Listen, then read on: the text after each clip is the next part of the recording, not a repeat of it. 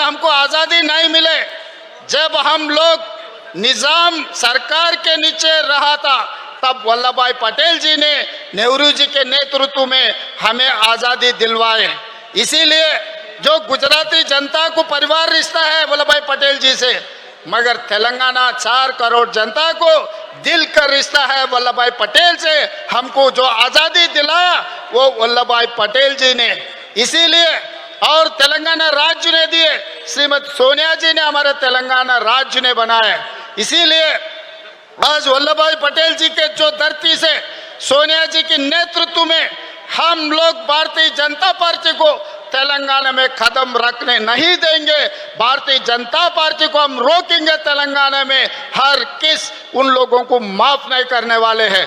और अंतिम में मैं एक बात कहना चाहता हूं, 30 साल अंग्रेजियों के खिलाफ गांधी जी ने लड़ाई किए, दंडी सत्याग्रह किए, बहुत सारे आंदोलन किए अंग्रेजियों के खिलाफ गांधी जी ने, मगर कभी भी अंग्रेजी वाले ने गांधी जी के खिलाफ गांधी जी के ऊपर लाठी नहीं चलाए।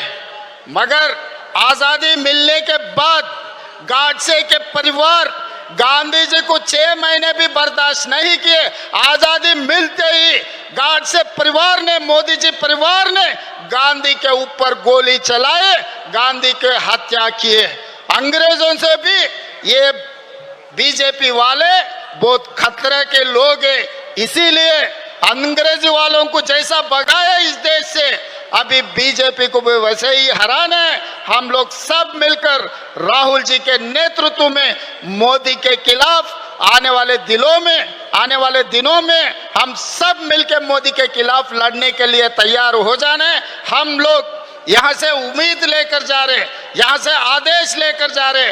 तेलंगाना में हम हमेशा बीजेपी को रोकने के लिए, बीजेपी को हराने के लिए हम कोशिश करेंगे। बाकी राज्यों का नेता से मेरा एक ही गुजारिश है, आने वाले दिनों में भारतीय जनता पार्टी को हराने का जिम्मेदारी हर कांग्रेस पार्टी के कार्यकर्ता, हर गांधी